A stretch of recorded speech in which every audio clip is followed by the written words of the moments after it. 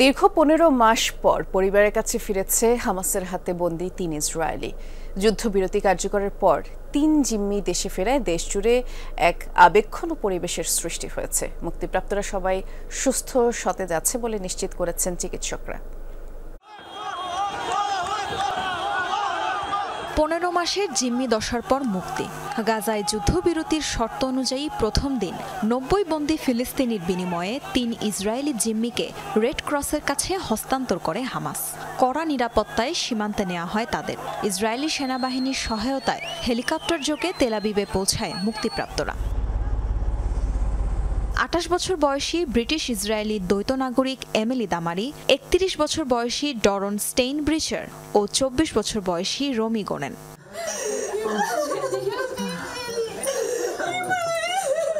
দীর্ঘ সময় পর আবারও দেখা পরিবারের সাথে।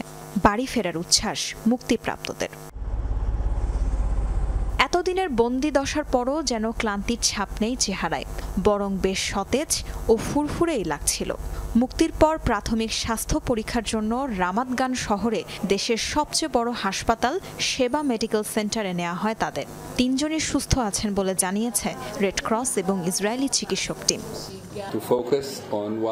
মুক্তিপ্রাপ্ত ৩ জিম্মির স্বাস্থ্য পরীক্ষা করা হয়েছে, প্রাথমিক চিকিৎসা দেওয়া হয়েছে। আনন্দের সাথে জানাতে চাই তারা প্রত্যেকে সুস্থ আছেন। তাদের শারীরিক অবস্থা পর্যবেক্ষণ করা হচ্ছে।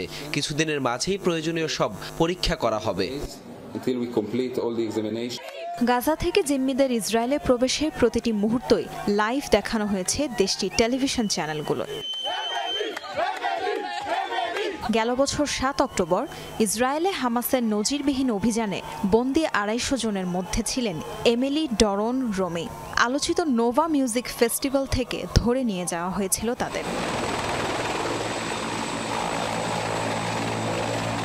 তাজরিয়ান সোবহান, যমুনা নিউজ।